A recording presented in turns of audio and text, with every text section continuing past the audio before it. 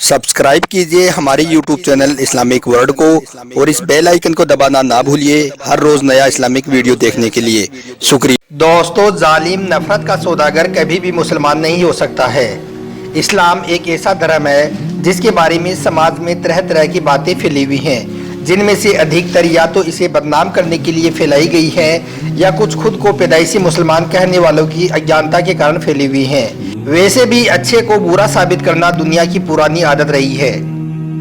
दोस्तों, इस्लाम को बुरा साबित करने की कोशिश करने वालों का मुंह बंद करने का आसान तरीका यह है कि इसके बताए हुए कानून पे ईमानदारी से चलकर दिखाओ। दोस्तों, इस्लाम धर्म आदम अलैहिस्सलाम के साथ आया और इसके कानून पे चलने वाला मुसलमान कहलाया। अज्ञानी को ज्ञानी बनाने का काम इस्लाम ने किया। इंसान को अल्लाह ने बनाया और जब हजरत आदम अलैहिस्सलाम को दुनिया में भेजा गया तो कुछ कानून उन्हें बताए।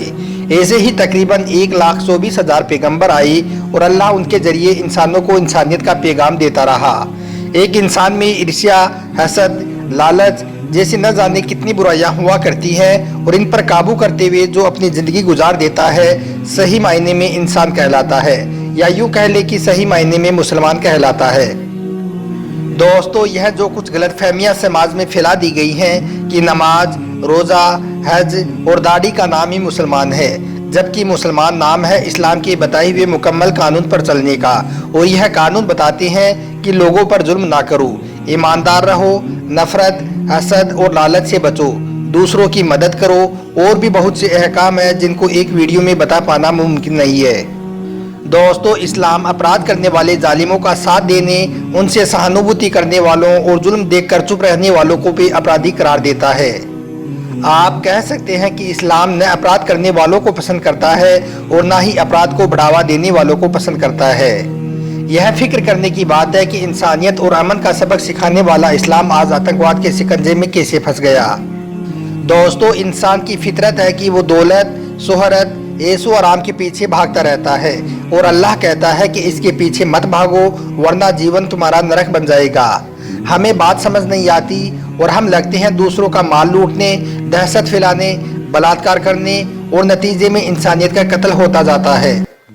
दोस्तों, अल्लाह के पैगंबर हज़रत मोहम्मद सल्लल्लाहु अलैहि वसल्लम के इस दुनिया से रुखसत के बाद ऐसे बहुत से ताकतवर लोग थे जिनका मकसद था दौलत, शोहरत, ऐशो आराम हासिल करना, और वही लोग ताकत और मक्कारी के दम पर बन बैठे इस्लाम के ठेकेदार। नतीजे में हक की राह पर चलने वाले मुसलमानों और गुमराह करने वाले मुसलमानों में आपस में जंग होने लगी। करबला की जंग इसकी बेहतरीन मिसाल है, जहां पर एक तरफ यजीद था जो मुसलमानों को खलीफा बना बैठा था और दुनिया में नाइंसाफ़ी फैलाता नजर आ रहा था। जुल्म और आतंक की ऐसी मिसाल आज तक नहीं देखने को मिली।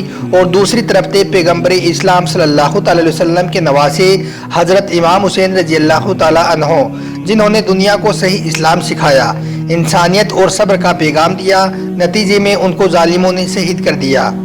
दोस्तों, आज भी इस समाज में खुद को मुसलमान कहने वाले दो तरह के लोग हुआ करते हैं। एक वो जो नाम से तो मुसलमान लगते हैं, नमाज, रोज़ा, हज और ज़कात के पाबंद तो दिखते हैं, लेकिन इस्लाम के बताए हुए मुकम्मल कानून पर नहीं चलते हैं। यह वो लोग हैं जो इस्लाम का साथ तभी तक देते हैं जब तक इनका कोई नुकसान ना हो।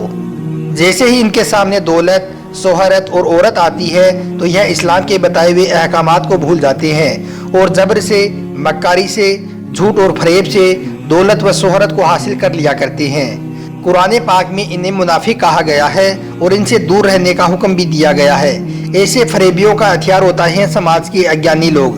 दोस्तों, एक उदाहरण है इस्लाम में पर्दे का हुक्म। यह सभी जानते हैं कि औरत के शरीर की तरफ मर्द का और मर्द के शरीर की तरफ औरत का आकर्षित होना इंसान की फितरत है। इसी वजह से इस्लाम में इसको उस वक्त तक छुपाने का हुक्म दिया गया है जब तक कि दोनों को एक दूसरे से शारीरिक संबंध न बनाना हो। इस्लाम में शारीरिक संबंध बनाने के भी कुछ कानून हैं, यानी कि ये काम भी निकाह के बाद हो सकता है।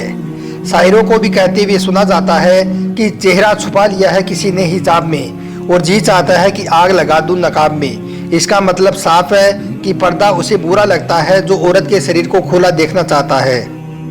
दोस्तों, इस्लाम में एक दूसरे का महरम उसे कहते हैं जिसके साथ शादी ना हो सके, जैसे कि माँ, बहन, बेटी, दादी, नानी, और जिसके साथ शादी हो सकती है उसे नामहरम कहते हैं। और नामहरम का एक दूसरे से शरीर का छिपाना आवश्यक यानी कि फर्ज है। संसार की सभी सभ्यताओं में ऐसा ही कानून है, बस इस पर्दे का थोड़ा अलग तरीका है। दोस्तों, वो औरतें या मर्द जो जानवरों की तरह कहीं भी और कभी भी और किसी से भी शारीरिक संबंध बना लेने को गलत नहीं समझते, यदि अपने शरीर का प्रदर्शन करते दिखाई दें तो बात हजम हो जाती है।